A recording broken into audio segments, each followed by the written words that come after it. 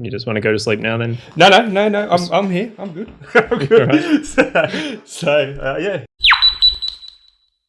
How have you been? Yeah, I don't know. My week's been easy. Yeah, since I've got back from Tassie myself, so I've just been editing lots of photos. So many waterfalls. Yeah, we did see a few, didn't we? So when are you coming back? I'll have to work out when I'm coming back. Still got lots of other places to see. When are you allowed to come back?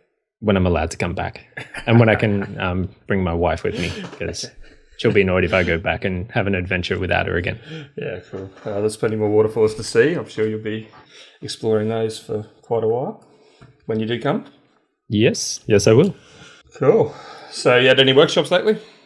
I've had a few this week, all different. Everyone's at different stages in their photography. So yeah, they've all just been focusing on different things, taking different times. And yeah, I think they've gone pretty well. Yeah, cool. Yeah, sweet. We just had one last night, which is pretty interesting. Obviously, quite a lot of beginners, but also a few more advanced guys, which kind of felt a little bit bad that we didn't focus on them too much. But they kind of, I think, just there to come out and shoot with other people. So it was pretty cool. That was down at the waterfront, wasn't it? Yeah. So we did the Hobart waterfront. It was actually focused on long exposure stuff. We were hoping to do some astro, but as is always the case in Tassie, we can't plan that sort of stuff. The sky was cloudy, so made the most of it down the waterfront. I've got a question for you. So what are some of the things in your workshops that beginners quite often make mistakes with, or some common things? I mean, for me, last night something we noticed was people using manual mode on their camera without really even knowing what the 4 major exposure settings are on a camera. Do you encounter those sort of things? Yeah, it definitely gets, as I said before, sort of everyone's different. Some people don't even venture out of auto mode, but they kind of think that it's either auto or it's manual, and they can have difficulty just working out and which settings to use, and they tend to try and juggle everything at once when you don't really need to focus on everything yourself. I mean, the camera's there to do some of the work for you, and that's what you should let it do. Yeah, so for example, using aperture priority mode rather than using manual mode and just controlling your... Yeah, of course. Yeah. So just knowing which setting you want to control, and at least knowing what that is doing. And in most cases, that's just going to be your aperture priority. Yeah, it's funny though, because when you read tutorials online, a lot of them actually say that it's great to shoot in manual mode, and advanced shooters shoot in manual mode. I can't remember the last time I actually turned my camera into full manual mode to control all 4 settings of exposure. You? I do use it occasionally, just because it does give me a bit better control as the light's changing, and then I can set an aperture and then just control the shutter speed a bit more. But in most cases, it's only controlling one at any one time, especially when you can, for landscape stuff, you can lock in your ISO and not really have to worry about that setting. Yeah, just playing around with it from there. Yeah, that's it. No, I just noticed even just 2 people last night during the workshop were really focused on trying to shoot in manual mode, and kind of didn't understand to take a step back and try and really understand what the other modes were. As I said, trying to shoot an aperture priority mode, I got these funny looks, looked at me as if like I was breaking their camera by switching it out of manual mode. But in the end, the results turned out pretty good. I ended up obviously getting some people who were really interested in doing light trails, just simple little things like traffic, cars driving past, those sort of things. So it was really quite a good little workshop. So it's always nice seeing good photos on the back of a camera of people you're teaching, and I guess seeing if they're just starting out or they're really new to all these different settings, seeing the look on their face of when they look at a good photo on the back of their camera and thinking, wow, I actually took that. Yep, I completely agree with you. It was pretty cool to watch them go from the start of a session shooting fully overexposed skies, completely blown out, to to working out and figuring out simple things like exposure compensation, working out the right aperture, all those sort of things, and getting a result within an hour. And then being super happy about shooting, and then going and experimenting themselves. And something I was trying to tell them last night is the only way to go and learn is to go and take 20,000 photos, make 19,999 mistakes, and figure it out from there. Well, I mean, you're still trying to get to that 20,000 mark, aren't you? You're still making all your mistakes, and definitely I am. You'll find that one photo eventually. Yeah, I'm still shooting with a webcam, so I don't even have any of those controls. So must get difficult carrying around that laptop just to like angle it and try and get that webcam shot. Yeah, but the good thing is I don't even have to import the photos off the webcam. Like, they're already there. They're already there. I can just push them straight. Who needs Wi-Fi when you can just upload it straight from there? Yeah, and MS Paint does a good job of editing for me, which is pretty cool. Yes. Use that occasionally. Yeah, switch into the 8-bit bitmap files. They look awesome. I mean, especially long exposures. They look great. Good astro. Pretty cool. Well, I mean, I know we're kind of joking around a bit with that, but do you use your phone at all to still take photos? Because we've got decent cameras. Do you actually use your phone for anything? I've been finding that I have been lately, just more so for Instagram stories. I've actually been going back to shooting some kind of behind the scenes stuff to share on Instagram stories. It's not the only stuff I share on there, but definitely been using it a lot more for that, which is pretty cool. Not stuff that I would generally share on my main feed on Instagram or on Facebook or on a portfolio, but still stuff that people may be interested in seeing. And it's some of the new, with iOS 10 or the new operating system on Apple, you can shoot in RAW now and edit in RAW. So I mean, the images are good enough to kind of share on Instagram stories now for me. You? What about you? Yeah, pretty much just for Instagram stories, or even just my own personal life, because you don't really need great quality images to capture a memory or a moment. Things that I'd send to my wife to say, this is where I am at the moment, or we've got a bird, so I'll take photos of the bird, probably the same way people probably take photos of their children.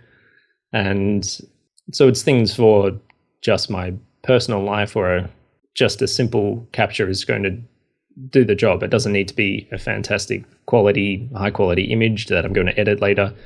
It can just be anything that triggers that memory or just shows a particular moment, which is perfect for Instagram stories. So you can show people that are following you where you are. You can make a little video, show the scene a bit better than a quick snapshot. Yeah, I mean, it just lasts 24 hours. It doesn't need to be, all fancy. Okay, so what sort of content would you share on your Instagram story? I mean, obviously, I know you well enough to know you're not going to go out and specifically post 10 photos of your bird. So what sort of content would you share on Instagram? Are you kind of focusing on business content? Are you focusing on behind the scenes? Any sort of tutorials? Anything you can... Probably, behind the scenes and just updates on what I'm doing in terms of photography. My Instagram has evolved to a point where it's less of a... it's been like this for a while, but it's not really a personal account anymore. It is my brand, which is Kieran Stone, and I need to think about that when I'm posting a story. I may have posted my bird on there before, but it was kind of in relation to something I was doing. It was actually a great shot of your bird too, so it was technically very brilliant. So yeah. It was, yes, fantastic video. I used a drone for that. Yes, no, that's the thing. Something I've been doing myself with Instagram stories in particular as well, is really trying to focus on high quality content and make sure that I'm still remembering that my Instagram account is a business account. It's not a personal diary. Yeah, and kind of, obviously we're talking about mobile phone photography. That's sort of great for that, but at the same time, I'm also posting drone shots that I don't necessarily want to post on my main feed, but it's easy enough for me to actually pull the drone images straight off the SD card via Wi-Fi onto my phone as I'm shooting them, and I can actually edit them quickly because the editing tools on mobile are good enough for me to post something as an Instagram story, I probably wouldn't do that on my main feed, obviously. But spend a bit more time ensuring that what is effectively your portfolio is better content. But in terms of that, I think the mobile side of it for Instagram stories is great for being able to get content that's good enough for the 24-hour lifespan of a post on there, which is pretty cool. And that's what it is. It's, well, as the name suggests, it's a story. So you're documenting either how you're getting a particular shot, what work you're doing at that time, and yeah, you're using the stories to tell your story. Yeah, something I did earlier in the week was actually I spent about 45 minutes making a little image with little emojis on it, displaying where I was going on this How much recent time trip. do you spend on emojis? Yeah, no. So I had to I actually used Photoshop, created a little 1920 by 1080 thing, took a screenshot of a Google map and drew my little path on it. And then I went to a little website where I can download all the emojis and copied and pasted them all onto this little thing. Posted it up as my story, telling people this is what I'm doing for the next 4 days, and then got hammered by conversation. Everybody wanting to know what the little bee was on my image, because I used a little bee, which at the time signified that we were going to go to an apiary. So, because part of what we were doing was actually for a food campaign. I was shooting behind the scenes landscape and some drone stuff. But yeah, the bee signified an apiary. Right. Yeah. And people were going, why a bee? What is it about the bee? But it was actually pretty cool too, because the story itself created conversation. It wasn't, the most amazing image, but it was just copied and pasted emojis over the top of a Google map. But so people were more interested in your emojis rather than Absolutely. your actual story or where you're going. It was going. funny. They didn't care where I was going. All they wanted to know was what the bee meant and what the little cow head meant, because we shot partly at a cattle property for one of the big beef companies here. So that was interesting. But yeah, people actually looked at the story enough to actually care about what the little emoji was on the story, and it kind of became part of the next 4 days as I was tripping around. People were actually saying, okay, now I know what your emojis meant. So that was pretty cool. Yeah, the bee makes sense now. Yeah, and that's exactly what happened. Is that you finding much conversation around your stories at all? I haven't been posting many. I don't post as much as you, I suppose. But the ones I do post, I generally get a few conversations out of it. Well, which is obviously much more than I'd normally get without posting them. It does help us with engagement with people that are following me. And I try and keep it to something that's going to be interesting and relevant and what people will want to see as well. Yep. And so how are you gauging what you think people want to see, though, on your story? I generally try and keep it to where I am at that moment, what I'm shooting, where I'm going. I've used it a couple of times to say if there's anything, new tutorials that I have available on my website, anything that's just going to update people that are interested in my work, where I wouldn't normally be able to post that as a image on my Instagram account. Yep. Or even in a caption. I might put information in there as well, but most of the time Instagram's just a quick half a second look at an image, a double click, and then moving on. So there's not a lot of people that would read the captions, but I think most people that would read the captions would be interested in the stories as well. Well, that's something I think, particularly as a brand and marketing strengths of a person. You're incredibly good with editing, post-processing. You're very good at explaining that sort of thing to people. You've got great video tutorials that you do online. I think for me, looking in at that's the type of content that I think would work incredibly well for you if you were to post that to a story, because that's the kind of market that you actually do as a photographer as well. Is you're very good at breaking things down to the basics and actually taking time to explain things to people, and that's something that I think would work extremely well for you and many of the other guys that we both know within the landscape market here as well. So, and yeah, I've seen people do little mini tutorials over the stories, and that's fantastic. It's a great way to keep people coming back to your account and wanting to see your stories, as long as you're kind of keeping it in the same lines and the same style. You won't make people disinterested. And I think the occasional personal side to the stories, so kind of humanizing yourself, showing that you're not always out everywhere, traveling around everywhere, taking photos. Maybe you do have some times when you're at home or you're just going out like a normal person, then I think that helps, or it's nice to show occasionally, but not always doing that is probably going to be more of a benefit, and keeping it more to your brand and something that shows what you're doing as a photographer is going to be more. So not pictures relevant. of you getting drunk in the bar. Yeah, no. No.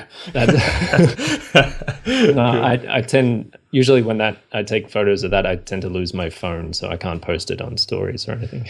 Yeah, cool. So during the week, something pretty exciting happened for me, and it actually distracted me for 4 to 5 days, was the new drones that got released.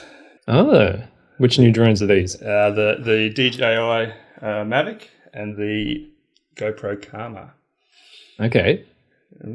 So do you have a preference towards either one, or definitely. Do you have either one of them? Yeah, no, I don't have either one of those yet. I use the DJI Phantom. I think. This is so. GoPro released theirs first. Out of this new gen, the new GoPro Karma, and then not long afterwards, I think DJI have come in and stolen the thunder with the Mavic. It's a hot topic at the moment. Pretty much everywhere I look through my social feeds, people are getting excited over these ones, and it's pretty cool to see. Personally, I think I would stick with the DJI product myself if it was me, just because they've got the maturity in the market for drones. GoPro is a fun brand and it's a fantastic brand, but this is also their first gen drone, which to me, kind of looking at the spec comparison between the two, even just the things like distance, they can fly away. We're a 1 kilometre operating range on the GoPro, which is still well beyond line of sight.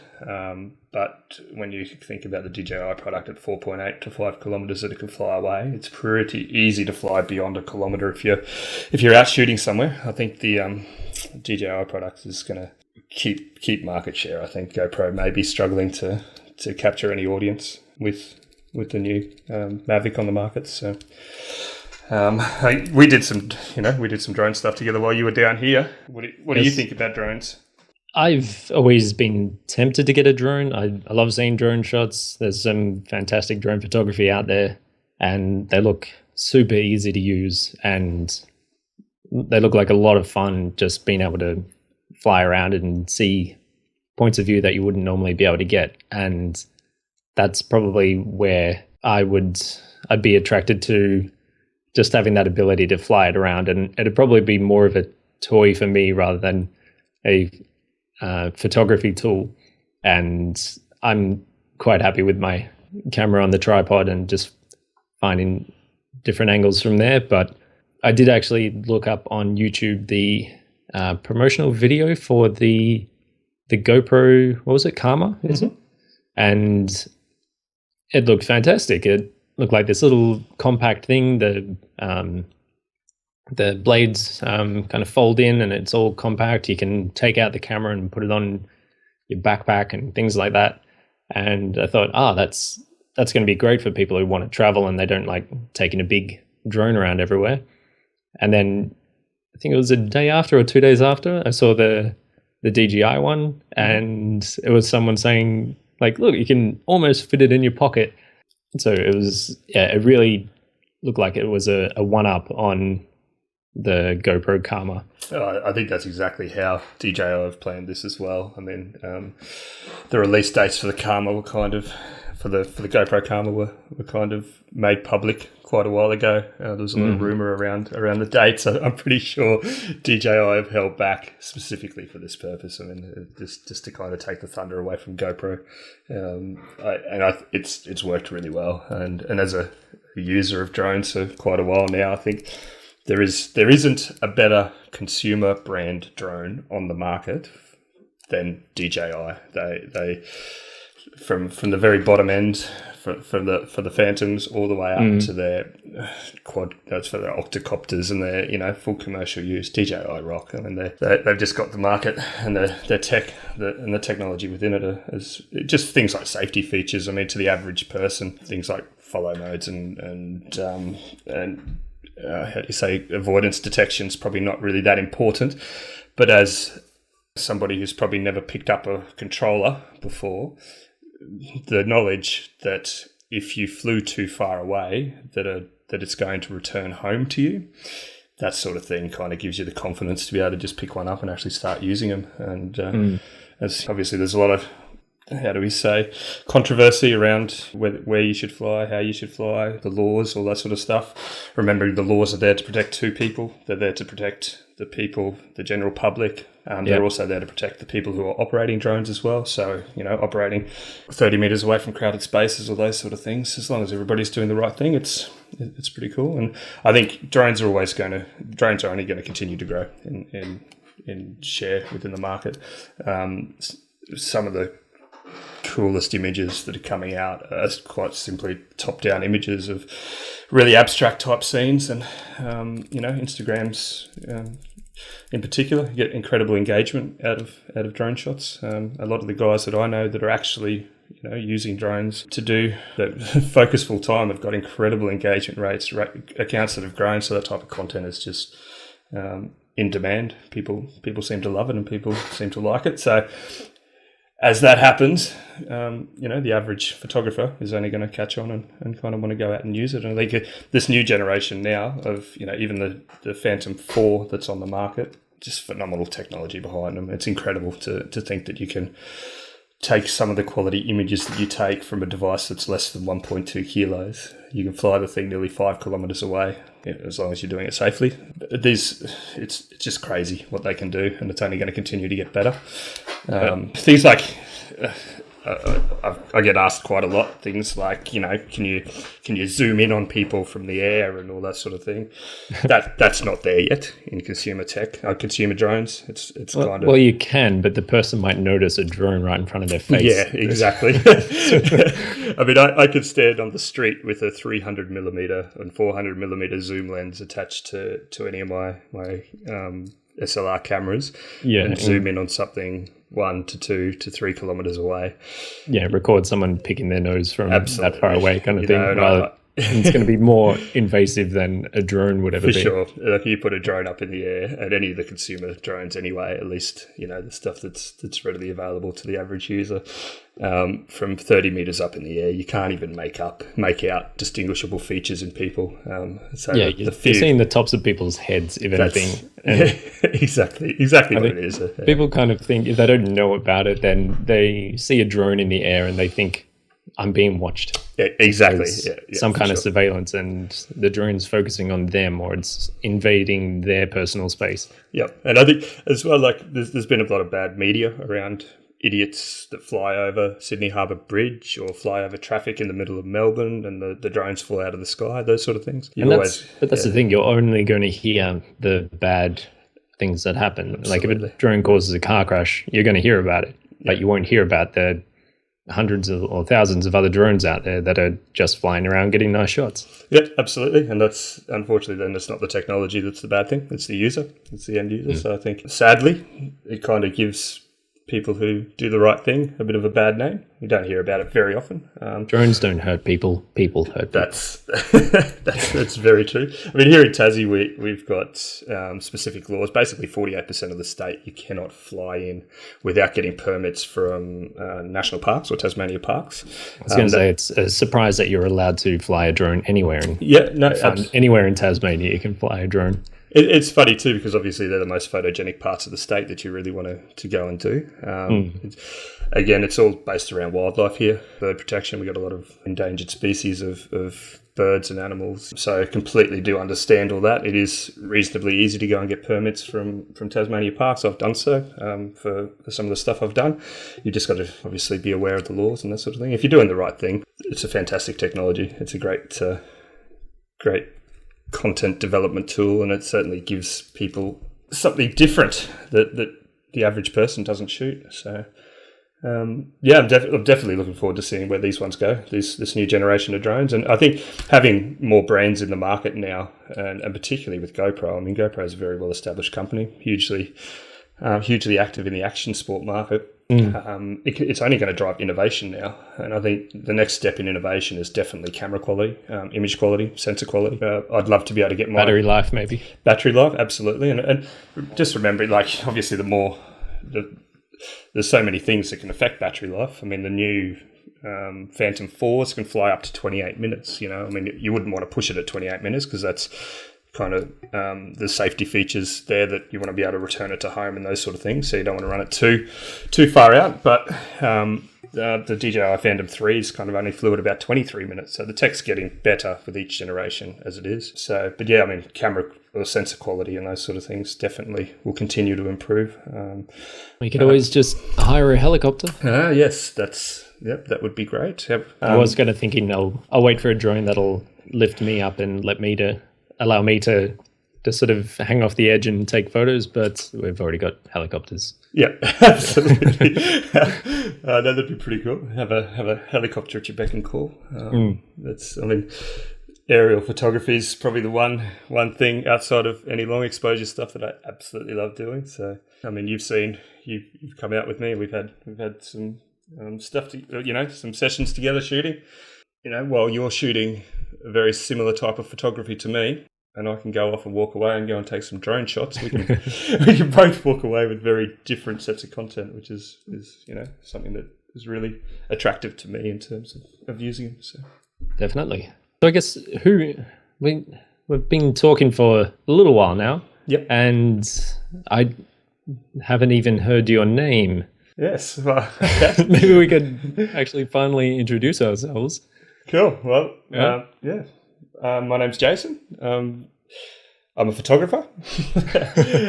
Hello, Jason. Look, I run an online marketing company for a living. I specialise in social media strategies, SEO. I do web development to some extent. It's not really my forte, but I do it.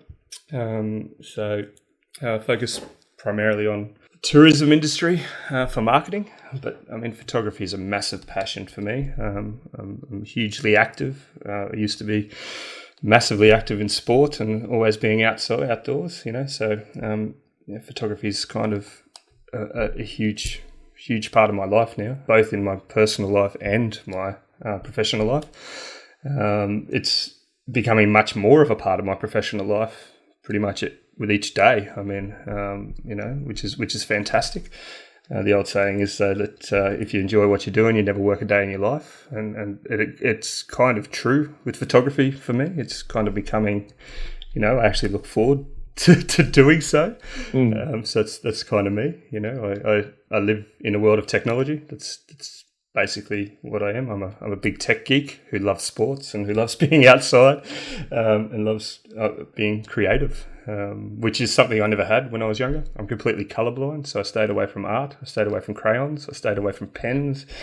If my mother used to, before we had Derwood watercolor pens where they actually had the colors engraved in them, she used to shave the ends off the pencil and write the colors on them for me, and that was my kit to take to school so that they didn't get confused. So colorblind photography seems like a good direction to go there, which is, since you're not shooting black and white or anything, you've had to figure out your own ways of determining what colors are. Yeah. Like, it's not just completely colorblind. There's only some colors you can tell what they are. No, and that's the thing. I think the term colorblind doesn't mean to say you see in black and white. Basically, my type of colorblindness means that I see about 5 to 10% of the shades within the full color spectrum of most people.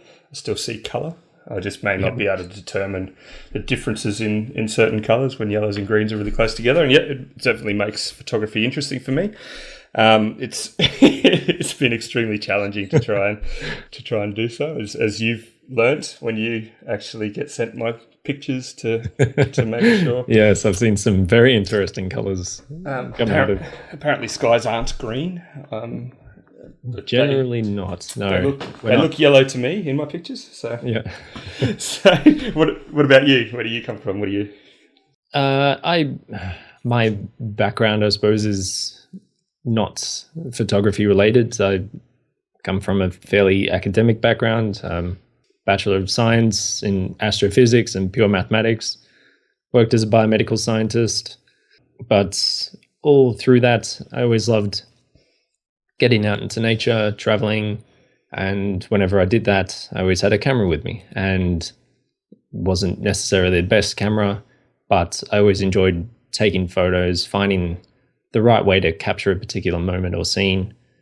And there was a point when my wife and I moved to London and I was going to be traveling around Europe quite a bit. I decided that I wanted to take my photography a bit further and really learn how to use a camera and make the most of it. And eventually from there, I worked out that I could probably do that professionally. And I've been working for maybe 5 years, just building up my photography to a point where I have been able to do it full time now. So I'm no longer working a 9-to-5 job. I have incorporated photography into my life. So I am a photographer. My life is photography. I sell my artwork. I teach as well. So I run workshops, and I've just started developing online tutorials, and just constantly looking for new ways to incorporate more things in photography into my life. Well, it's like we met through Instagram, obviously. Your account, Kieran Stone AU, and mine, Tassie Grammar. I was going to bring that up because we came across each other. If people just search Jason online, they might not find you. No, we'd have to search for Tassie Grammar. Yep, that's yes. No, for sure, absolutely. Look, we came across each other and met, obviously, on Instagram. We've been engaging with each other for quite a while.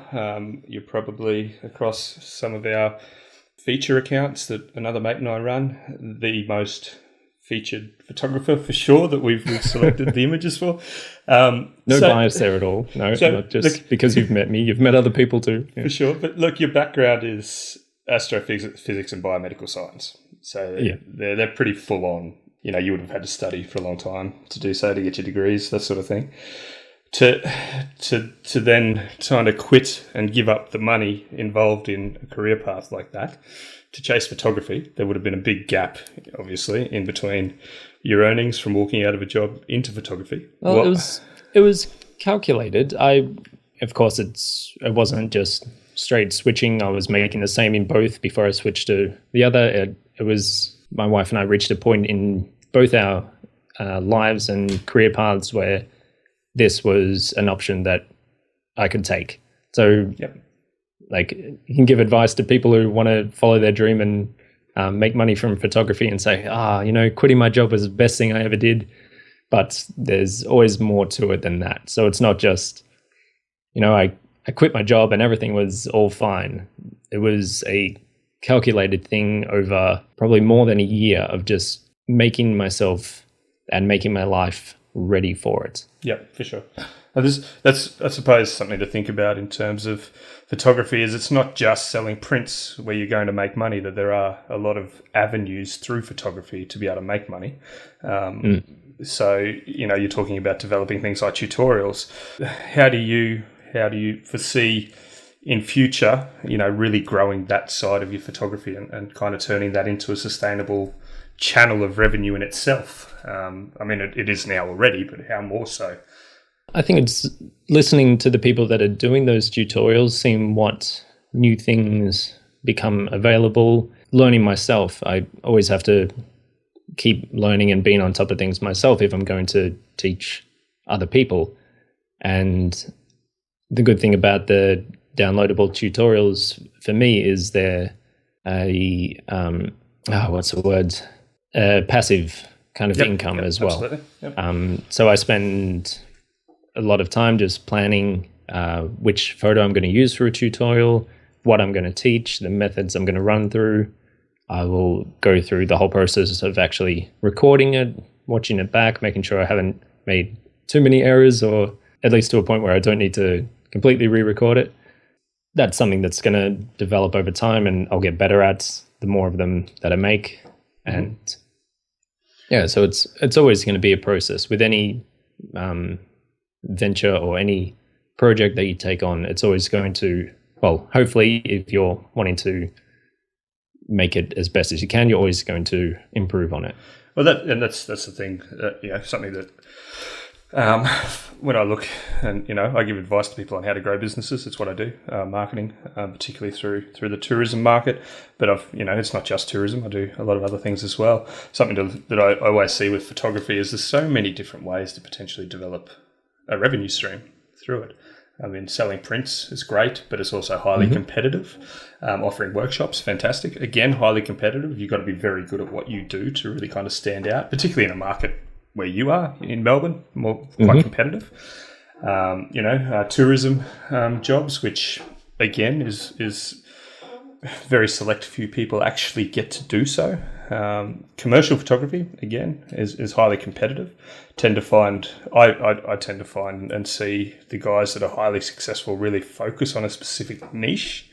So you call yourself a landscape photographer, as in Kieran Stone's a landscape photographer, but I also know that you do some architectural photography. Yep. You do event photography, those sort of things. So is there any challenges in doing that in itself by not really focusing on any one type of photography? I think that improves your photography in general. I mean, if I only stuck to landscape photography, I wouldn't advance in it as much or learn new things the way you could by going out and shooting portraits or shooting a very specific field of photography. Say with the architecture work that I've done, it's been for new developments where I'll go take a photo of a scene for a building that isn't there yet. So I have to try and picture the building being there, and there's things in architecture photography which you may not think about for landscape photography, and that's, of course, having all your lines nice and straight, getting rid of any little flaws or errors, just cleaning up an image a bit more, removing people, removing cars, removing any distracting features. And sometimes these things aren't necessary to do in just landscape photography. Yeah. And I find that my landscape photos are more cleaner or refined because I've done some architecture work. Yep, for sure. So you've learnt techniques through basically just using your camera that you can take through all types of photography. Yep, for sure. Yeah, cool. And I suppose this is something, again, that's probably new to me even, but it is, again, still a great way to potentially, develop a revenue stream through photography, grow your exposure, do all those sort of things, and that's awards. We both know someone who's hugely successful with photography awards. I know you. Which can be kind of frustrating when you know that certain photographers are entering awards and you know that they do well. And absolutely, looking at your own photos, which I love my photos. They're not. They're technically great. I'm saying they are, but I'm happy with my photos, but they don't tend to do as well in the award scene where it can be a little different when being judged. And that's, again, this is new to me as well in terms of awards. I've never really kind of wanted to put myself up as a competition against others. In some ways, I think, I'm really focused on the social media market. I do reasonably well, I think, within that sort of thing. I think you're the king of engagement on social media. But with awards themselves, you're putting your images up against your peers, the other people that are out there shooting day in, day out. There's guys out there who literally just go out purely to shoot, to take images, and you never see them until they're entered into awards.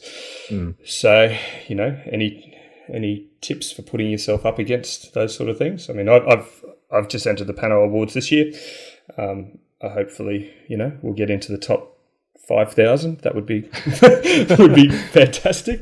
Obviously, the Focus Awards. Hopefully, they actually look at your photo and not just dismiss it as. That'd be cool. But again, my images and the images that I've entered, they are already publicly available. They're things that I've posted to social, whether it be Facebook, Instagram, any other platforms that I've used. I've seen some of the images that you're entering into some of the comps this year, and I've never seen them before. Any tips? I'm trying new approaches to see what kind of avenues my photography could take to do better in awards. Yeah. And I guess that's what you always need to consider. If you do want to enter awards, you need to think about what those awards or those competitions represent, what they're looking for, the particular styles that they mainly go for, and what you're hoping to get out of it as well. Some awards will offer a score based on the scores that different judges give them. So you'll get bronze, silver, or gold awards, and that can be handy just for your own self-promotion, or even just a way to see where you're at with your photography and how it compares to your peers. If you've got photos that you think are fantastic and they're getting just bronze or even not getting awards, it might make you look differently at your photography and think, okay, I'm not really pushing myself. I'm not really understanding what makes a appealing photo. And putting your work out in the open like that and having it critiqued and judged is a great way to challenge yourself and improve your work, because you're not just focused on what you like, you're seeing what other people see in your photos.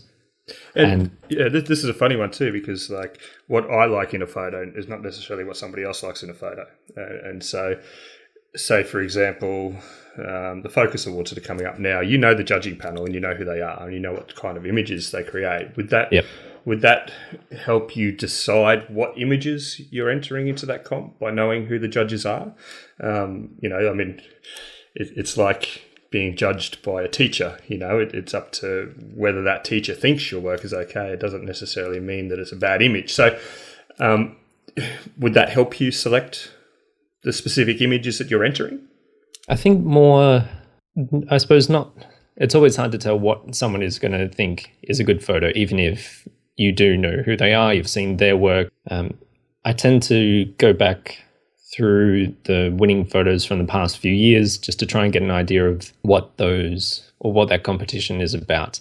And you can look at different competitions like the Focus Awards or the Pano Awards and see the photos that are winning in that can be completely different to the photos that you're producing. And if the photos that you're producing are good, but they don't match the feel of that particular competition, it may not be worth entering it, because you may feel a little dejected by not getting the score that you were expecting. But it's not because it's a bad photo, it's because it doesn't quite fit the criteria. And I guess for this year and last year with Ken Duncan's Real Photo Awards, the style of photography in that is going to be completely different to the Pano Awards, or especially the AIPP Awards, the Australian Institute of Professional Photography, Australian Professional Photography Awards. Did I get that right? Yeah, you did. Yeah, say that 3 times fast. No, and this again, like you're talking about these styles. Like, so I entered the Pano Awards this year, for example. But how many did you enter? 5 images. But 95% of the content I produce is for social media. Yep. Okay, and generally, which is not Panos, mostly for Instagram.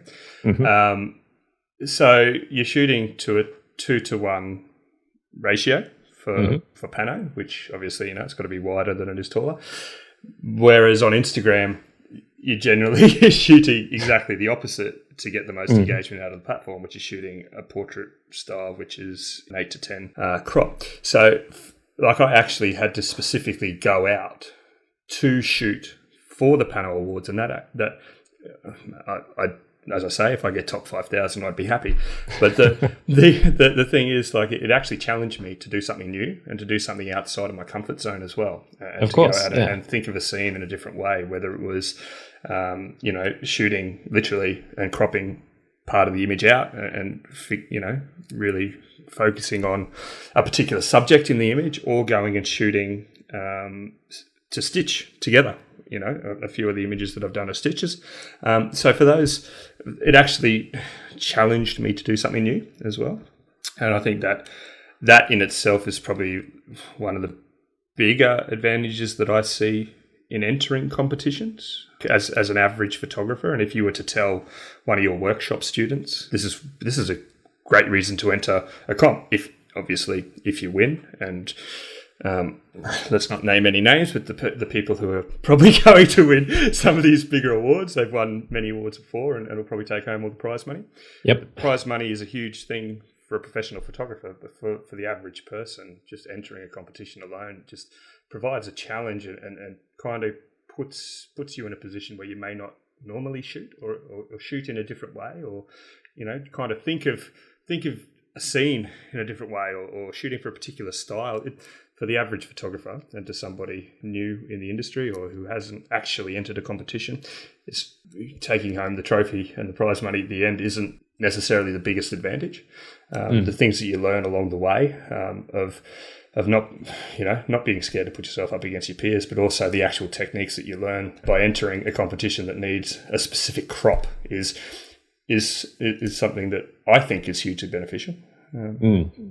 And particularly with the panel awards as well. Like if I enter into that, they're usually the single exposure and crop to the at least 2-to-1 ratio. Mm-hmm. Whereas that can usually be looked down upon or frowned upon in that particular competition. So even though it is technically a pano ratio, it's not actually the technique of shooting a panorama, which is typically a stitched image. I guess I'm not expecting to win when I enter competitions. Mm-hmm. I use it at the moment just as a way to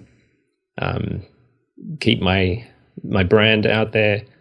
It does give some kind of credibility, I suppose, when you are selling your work as artwork.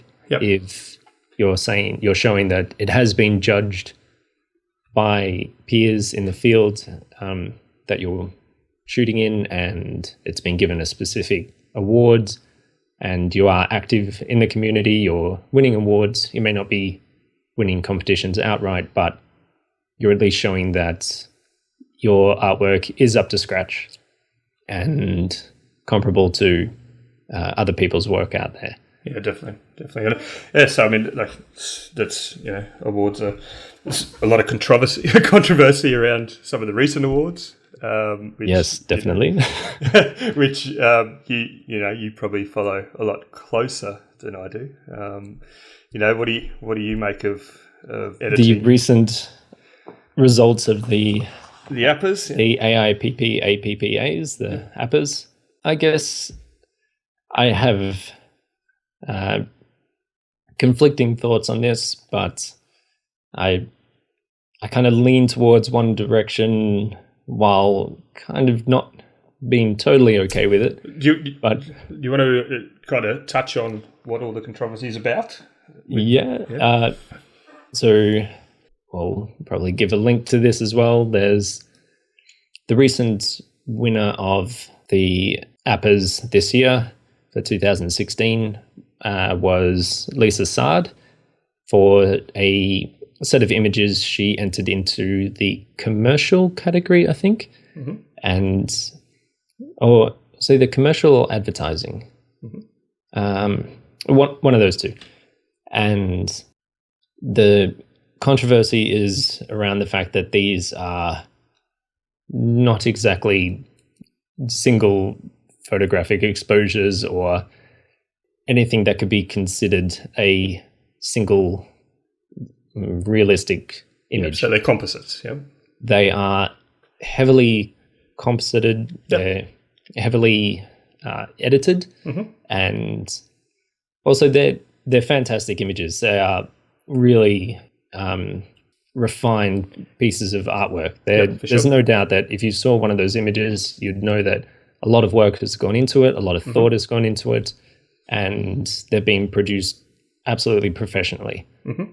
And I guess the controversy is around whether it's still considered photography and not digital artwork or something else, really. Yeah, for sure. So, I mean, the rules don't state in any way that you can't enter composite images, otherwise you wouldn't win. They definitely fit the guidelines of the competition, the category she entered in. There's no sort of breaking of those rules at all. And so some people are a little iffy about whether they should be considered to be photography or whether there should be a category that falls outside of the APAs where it's more digital art. Well, this happens just in the general photography community as well, not just in the awards. Obviously, the term photoshopped to many people means a manipulated image, or an image that's not natural, bordering on digital art. I mean, we all produce digital art. It is digital art what we're doing. Yes. But I mean, this kind of falls into the average person as well. I don't know how many times now I've had on any of my feeds a question like, "Is that shopped? Is that photoshopped?" And just a recent one. That's so fake. Absolutely. But I think the average person probably doesn't understand that. When you're shooting in RAW, a RAW file is technically not actually really an image as such. All it is the straight data from the sensor converted into a format that you can then go and turn into an image that's usable. So even in the general photography community, as a general user, image manipulation is seen and frowned upon, and you're questioned about it. But yet the most successful photographers in the world, landscape photographers, I can almost guarantee Photoshop or Lightroom at the very least is a huge part of their workflow. So it doesn't matter what level of photography you're at, whether it be the basic beginner through to some of the best photojournalists in the world that have recently had a lot of controversy around their National Geographic's images, through to these types of awards that now people are kind of questioning. It's always going to be a part of photography. Is it still photography when you take something and change the original image or edit something out, or even just, removing a stick from a waterfall or changing making cigarette butts from a beach, which I always seem to do. Absolutely. Or putting an autumn blur into the sky for thing. I mean, it's incredibly, it doesn't take a lot to do it, but it no matter what level of photography you're at, it's always going to be a controversy. So I kind of do understand in a way why in a big name competition where they call it a photography competition, there would be people questioning it. But if you're in the industry and if you're a professional photographer, it is part of the industry no matter where you go. Image manipulation to some degree, taking a RAW file and converting it to a JPEG is image manipulation, whether it's done outside of your camera or inside of your camera. A JPEG image in your camera on your SD card is a RAW file, technically, which is just the data from the sensor that's been compressed into a format that's usable. So like everyone who's taken a photo on their phone, the camera, and saved it as a JPEG, that device is doing the photoshopping. Absolutely, yeah. And it's boosting colors, it's adding sharpening, contrast, and it may not be as noticeable because they're just broad adjustments made over the whole image. Whereas on the more professional side, we're taking that data and localizing where we adjust those colors or sharpening and contrast.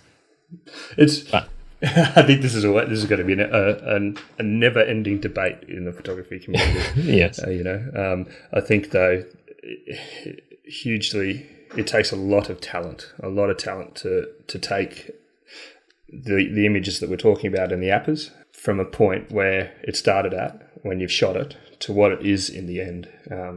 So no matter what people think about it, it's still an incredible image. It's still a great, highly talented skill to still go and shoot in a particular way and come out with an end product. Doesn't matter what level of photography you're at, though. That's always going to be a bit of controversy, isn't it? So, and I think when I looked at those images and I had to decide whether, which side of the fence I was taking, I had to think, am I really upset that I think it's not a work of photography, or whether I'm just annoyed that I don't think I could produce something that good at this point? I think that's probably a question, like, even just for the average user, that I quite often think to myself is like, oh, you've photoshopped that. Of course I have. But then you wonder if the person who's saying that has actually ever used Photoshop, or even knows what a raw file is, or, even just the very basics of photo processing to begin with. Sometimes I wonder that as well. And like, you as a professional photographer who enters that, for you to be thinking, oh, gee, I don't know if I could do that. Like, that's that in itself is, just imagine what it's like for the average person who doesn't really have an understanding of it and just sees this image with a sky that doesn't really look the way it is. We've done an Orton effect, we've blurred it by 9 pixels, we've done all those sort of, just imagine what the average person would think. But for me, that also maybe just comes down to a personal choice, or maybe a lack of understanding of what that is. So that debate, I think, will always continue to rage on, no matter how mature the photography industry is, or whatever portion or segment of the market you're actually part of. So, and I think with that particular this year's competition as well, there's different categories. There's portrait, landscape, commercial, advertising, pet photography as well, I think.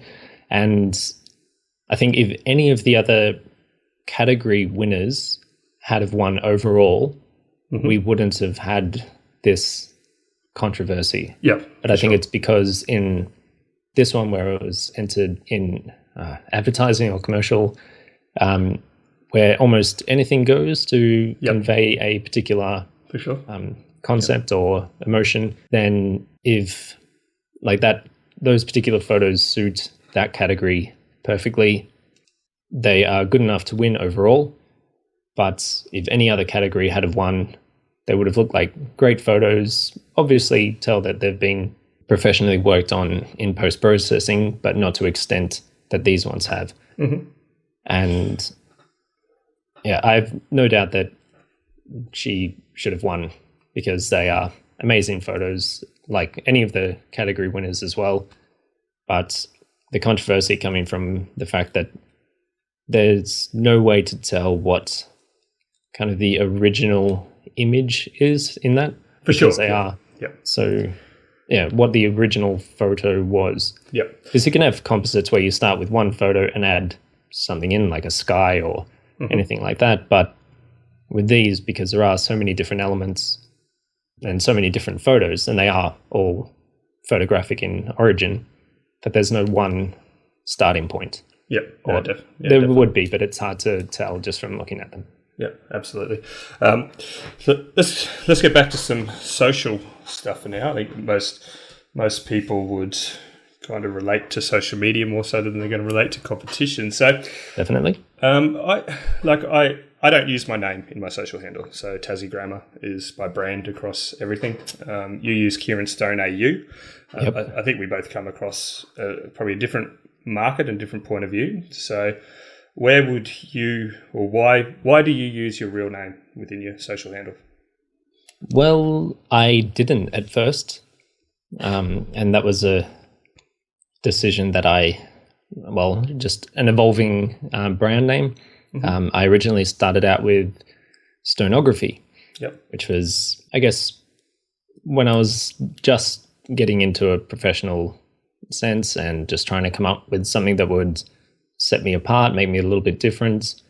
And it took a little time before I realized that the direction I was going needed to be more personal and trusting. And I think for me, the fact that I do sell my artwork and I run workshops, and that's I'm basing myself as a photographer and not sort of more of a business sense, is that putting my name as a brand was the right choice to go to or to go with. And so I changed all my social media from Stonography to Kieran Stone. Yep. And that was just the path that I decided to take. Yep. And some of the biggest photographers, and particularly on social landscape, use their real name and use their full name, which is pretty cool. I went down a different path here of actually using a brand name. Like I'm less so now than I was at first, really focused on the Tasmanian market. So Tassie, obviously, short for Tasmania, grammar. I use that across everything, and it's just kind of stuck. You and I had a discussion in Melbourne about, whether it may be too late to change that and go back based on, my follower base across all the different platforms, brand mentions on other accounts, those sort of things.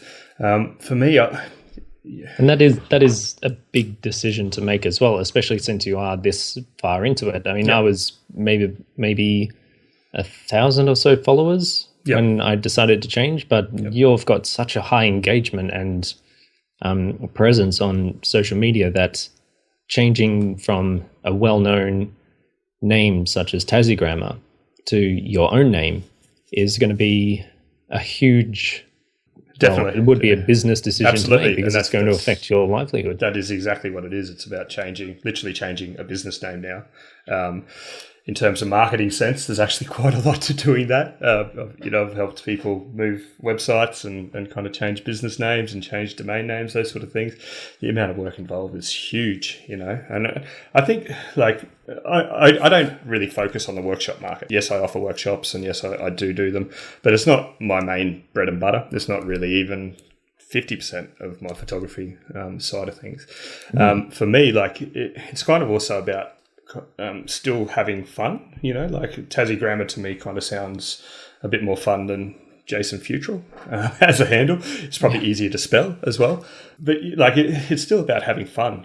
For me, social platforms are kind of, I don't want to take them too seriously to the point where it dominates my entire life, but it also kind of gives, it's maybe. Yeah, I think it comes across as a little bit more fun and not so serious, in terms of what it is. I don't know if that makes sense, but it does to me in my head. It certainly does to me in terms of, marketing and kind of my background in terms of driving brands. It's about kind of building that brand. I think I've already done that now, and it obviously it's going to continue to grow. So changing my name now would be pretty difficult.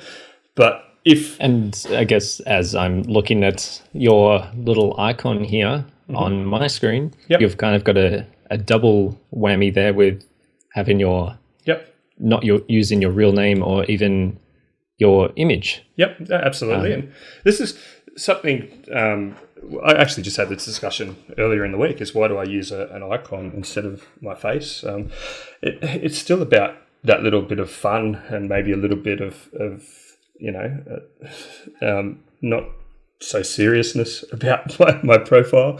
I like to think that I'm fairly approachable on social. I don't want to seem like I don't want a mugshot of me on my account and my profile. I'm probably much better looking in cartoon form than I am in real life as well. Oh, there's no doubt about that. That icon came when my image came from my old gamer days where I used to play a lot of computer games, those sort of things. It was kind of my gravatar, or my avatar, if you like, on all the gaming platforms that I used to use. So it just kind of carried through. I probably look about 15 years younger in that than I actually am in real life, which again, in itself may kind of make sense as well in terms of the social. Might have to upgrade that picture and just add a few grey hairs into the hair or something, and a few wrinkles or something. See whether in however many years' time, see how that turns out. Put a walking stick in the background or something. It's still kind of about having fun as well, and trying to make my profile a little bit quirky. I try to make the content a little bit quirky. I don't try to take myself too seriously. I like to have a bit of a joke, quite often laugh at myself in my own captions about how stupid I am. One of those things, I think, with social, it's still fun for me, and that's kind of where my branding has come across. And this is with clients as well. This is something that I try to address with them across their own profiles is, if you've already got a business name, it makes sense to just use your business name. I mean, discoverability is that sort of thing. But in terms of building a personal brand, you're kind of trying to address where you want to go with that brand, who you want to be 2 years from now, 3 years from now, 4 years from now, what type of content you produce, what all those types of things kind of make sense in terms of selecting the right handles and usernames and, even just the content that you put into your profile header. I get asked this question quite a lot, why did you use that? It's kind of just about still having fun and looking at it and even laughing at myself. I look like a cartoon character and I'm much better in that cartoon than I actually am in real life. So, and I guess that's like you choosing to use a different name, one that's still recognizable, and using not your real face, using a cartoon character. Yep. It's also the same not the same, but similar for someone like me or any other photographer using their own image and their name, is that you're kind of giving up your image and your name to a brand. Mm-hmm. And so it's weird now that for me, not only is Kieran Stone my own name, it's my brand professionally as well. Absolutely. And so I need to consider that whenever I'm using my name for anything. Mm-hmm. And whereas I guess your name, you might be able to not worry about it so much in terms of your real name, mm-hmm. because you can use Tassie Grammar for your business side. But whenever I use Kieran Stone for anything, I'm using my brand name. Yep, absolutely. And I need to, it's something that I need to consider, and I need to keep I haven't really got an image, as some other photographers tend to have a very distinct mm-hmm. look to them that they seem to maintain quite well.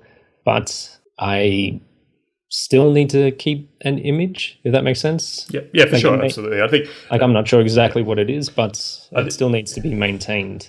It makes sense to me with yours because you do a lot of workshops. So that professional element of people knowing who they're dealing with and having that is actually makes a lot of sense. It never made sense to me because I never used to kind of care about workshops. It wasn't really my focus in photography, and it certainly wasn't my focus when I first created my social accounts, was to grow it as a business. It's kind of evolved into that, remembering that this isn't really my primary source of income. So it kind of just evolved into making money more so than being my aim to make money, if that makes sense. So definitely. Sure. Canon Mark IV. What do you think? 5D Mark IV. You've had one in your little hands for about 3 minutes. Yeah, and that was only because you were you let me know that Canon was going to be in Sydney at the same time I was just happened to be getting my sensor cleaned. Yep. And you said, you're going to go check out the Mark IV, are you? And I said, no, but I am now.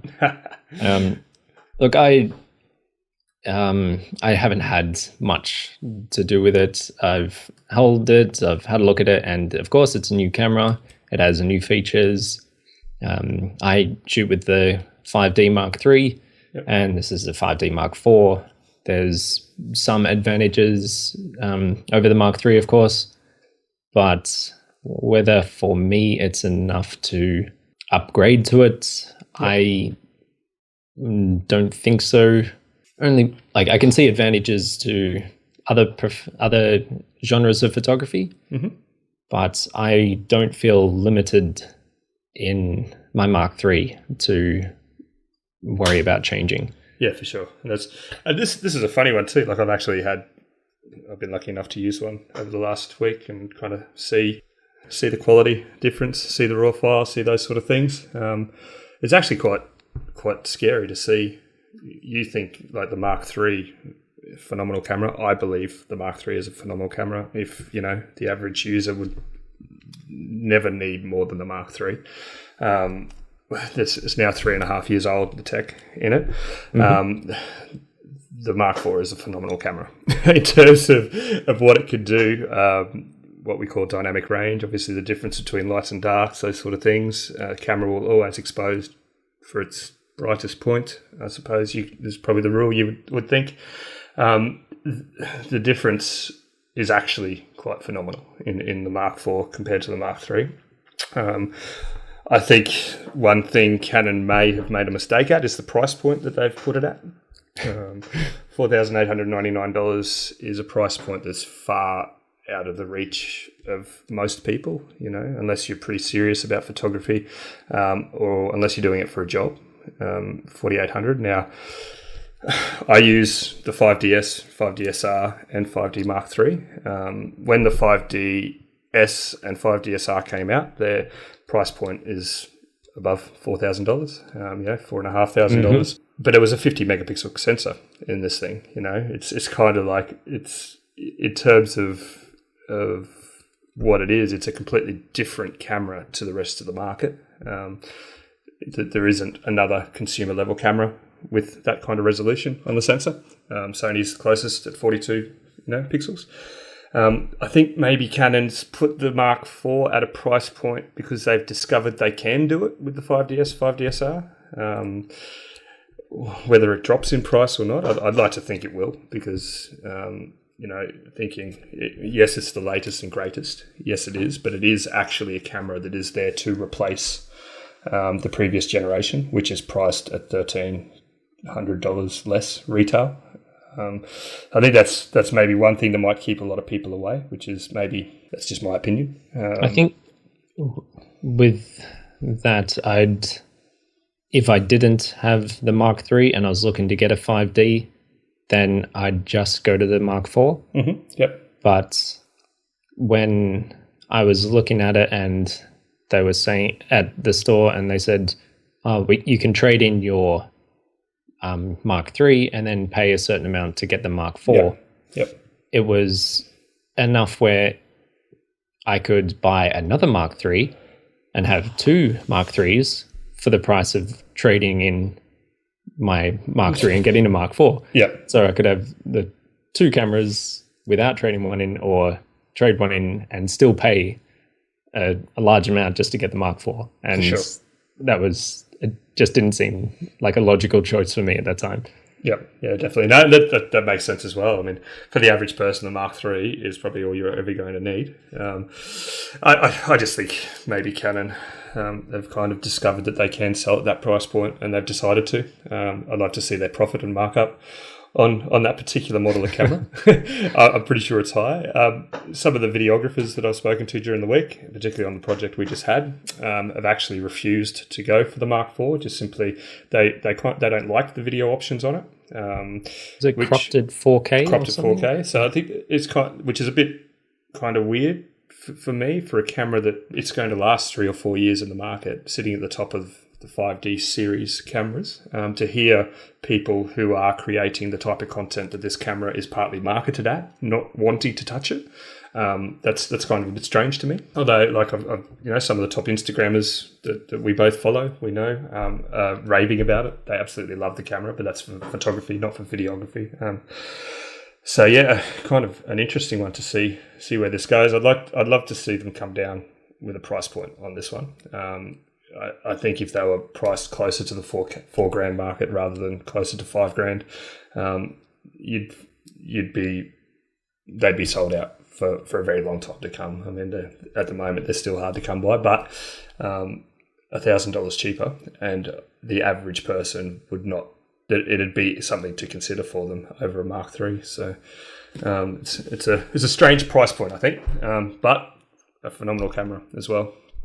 I think just as far as an image goes as well, for releasing a new product, having something like that cropped at 4K video, it seems like a compromise, or like if there's any limitations why would you release a product with the limitation? Why wouldn't you develop it to a point where you don't need to have that limitation? Yeah, if that makes sense. So it's like sure. You can do all this, but like this is a limitation, and we're just throwing out the product with that. I know it's a funny people are going to see as a flaw. Yeah, you kind of got to think about the entire Canon lineup though, in terms of cameras, without getting too technical. They also have the C100 video series cameras, which are probably targeted much better at the average videographer. A lot of people do use SLRs to shoot video, which is again kind of a bit of a strange decision in my mind for Canon. And to hear some of the guys I was speaking to during the week, I mean, these guys are pro, this is what they do for a living. To say they're not going to touch the Mark IV simply because it didn't offer the specs that they would have liked is a kind of a little bit strange for a camera that's going to be on the market for 4 years basically. For stills though, incredible.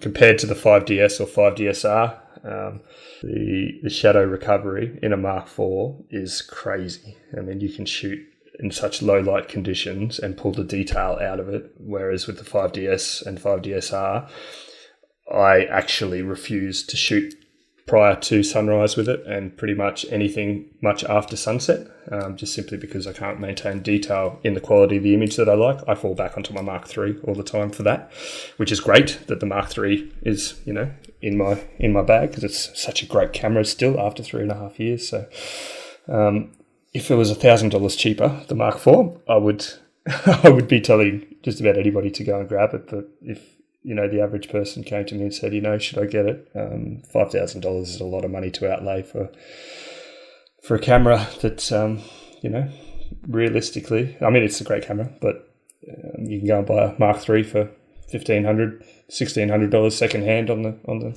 and not feel any regrets or absolutely anything about it. You wouldn't. Yeah. But I mean, if anyone from Canon is listening and wants to give me one, I'll be happy to shoot with the Mark IV. But yeah, at the moment, I'm very happy with my Mark III. Yeah, absolutely, and that's but yeah, it'd be interesting to see where the camera market goes with this. I mean, there's rumors of Sony releasing a 72 megapixel camera. You've got medium format cameras coming on the market now, which are becoming much more marketed at consumers. Consumer mirrorless Hasselblads.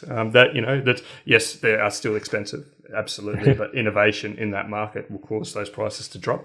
I thought about putting a deposit on a house before deciding to get one of those medium format cameras. Yeah, but even like the Hasselblad 50 megapixel mirrorless. Yes, it is a lot of money. Don't take this the wrong way, but when you compare it to the Phase 1 or the bigger model Hasselblads, even the Pentax KX series, it's cheap.